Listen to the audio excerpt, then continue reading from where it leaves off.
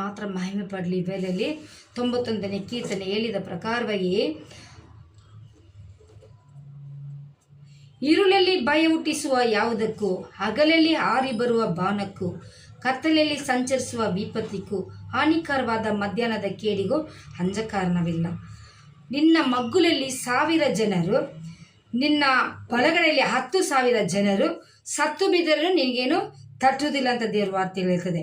ಅದನ್ನು ನೀನು ಕಣ್ಣಾರೆ ಕಂಡು ದುಷ್ಟನಿಗೆ ಪ್ರತಿದಂಡನೆ ಉಂಟೆಂಬುದಕ್ಕೆ ಸಾಕ್ಷಿಯಾಗಿರುವಷ್ಟೇ. ಆಮೇನ್.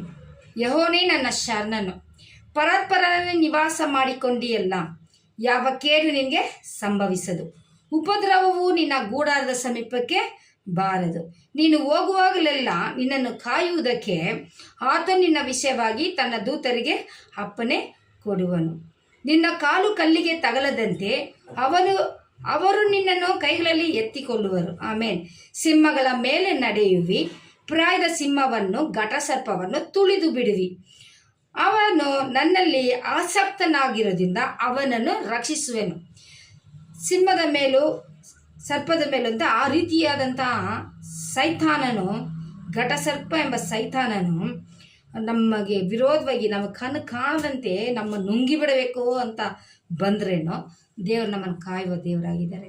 ದಾನಿಯೇಲನನ್ನು ಆತನನ್ನು ಆರಾಧಿಸಿದ್ರು, ಸತ್ಯವಾದ ದೇವರನ್ನು ಆರಾಧಿಸಿದಂತೇಳಿ ಆತನನ್ನು ಬಂದ್ಬಿಟ್ಟು ಸಿಂಹದ ಗವಿಯಲ್ಲಿ ಹಾಕ್ಬಿಟ್ಟಾಗ ಆ ಸಿಂಹಗಳು ಒಂದು ಆತನ ಮುಟ್ಟಿಲ್ಲಂತೆ. ಆವಾಗ ದೇವ್ರ ವಾರ್ತೆಗಳು, ಜೀವನ ವಾರ್ತೆಗಳು ಸಿಂಹದ ಬಾಯನ್ನು ಕಟ್ಟು ಹಾಕುವ ದೇವರಾಗಿದ್ದಾರೆ. ಈ ವೇಳೆಯಲ್ಲಿ ನಮಗೆ ವಿರೋಧವಾಗಿ ಎದ್ದಿರುವಂಥ ಕಣ್ಣಿಗೆ ಕಾಣದಂಥ ಶತ್ರು ಕ್ರಿಯೆಗಳು, ಅಂಧಕಾರ ಶಕ್ತಿಯ ಕ್ರಿಯೆಗಳು, ಅದನ್ನೆಲ್ಲ ಕಟ್ಟಲು ಶಕ್ತನಾಗಿದ್ದಾರೆ.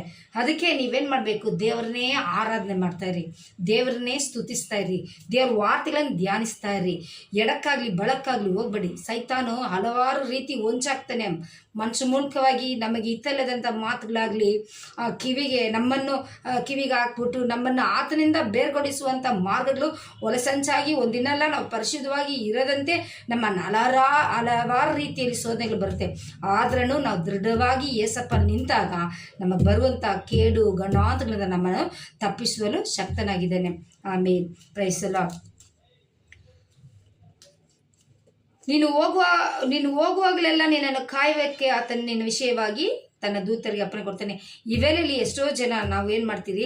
ಮನುಷ್ಯನನ್ನೇ ಮೊರೆ ಹೋಗ್ತೀರಿ. ಮನುಷ್ಯನ ಮೊರೆ ಹೋಗಬೇಡಿ, ದೇವ್ರಿಗೆ ಮೊರೆ ಹೋಗ್ರಿ. ದೇವರೇ ನನ್ನನ್ನು ಕಾಪಾಡು, ನಂಗೆ ಸಹಾಯ ಕೊಡು ಅಂದರೆ ಆತನ ಪರನಿಂದ ನಮಗೆ ಸಹಾಯ ಕೊಡ್ತಾನೆ. ಮನುಷ್ಯನ ಹುಡ್ಕೊಂಡು ಹೋದರೆ ಅವಮಾನ, ನಿಂದೆ ಎಲ್ಲಾನು ಬರುತ್ತೆ. ಆದರೆ ದೇವ್ರನ್ನ ಹುಡುಕಿದಾಗ ನಮಗೆ ಜಯವನ್ನು ಕೊಡ್ತಾರೆ.